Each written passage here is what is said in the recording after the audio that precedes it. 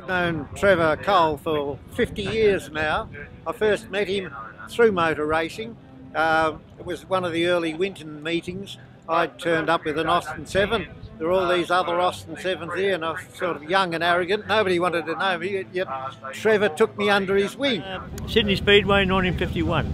I used to run in the same races that Jack Brabham did, only he was up the front and I was down towards the rear.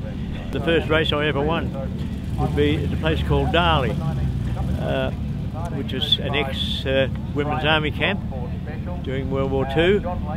And the access roads were still there, even though the rest had been pulled down. And the Preston Motorcycle Club used to run meetings there. I used to service the President's car, and he said, one day, he said, why don't you bring your Austin 7 up? And so quite a lot of Austin 7s went up there. They had mostly 500s, 250s and things like that. A lot of motorbikes, of course.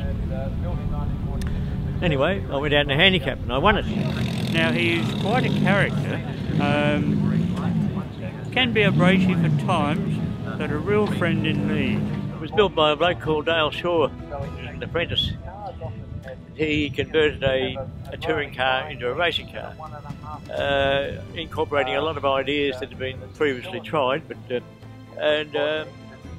it was frowned upon when it was first built because it was so specialised.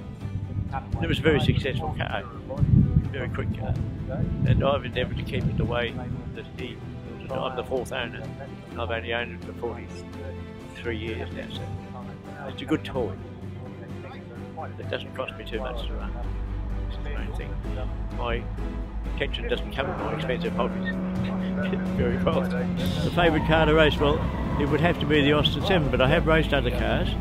I raced a Lotus 18 briefly, a HQ Holden. I was in partnership with the man who owned HQ Holden. I used to do the engineering for it and teach him how to drive. A Datsun 1600. We used to do vanilla sprints in that. But mostly the Austin 7. Yeah. It's become too expensive for a lot of us. Just historic racing seems to be the way to go. Even that's getting a bit dear as well, for us pensioners, of course. Developed a real good friendship over the years. He's had a couple of bad times lately with the physical side of things, but he seems to have overcome those, and he's 91 years of age, which is a fantastic feat to still be racing his car.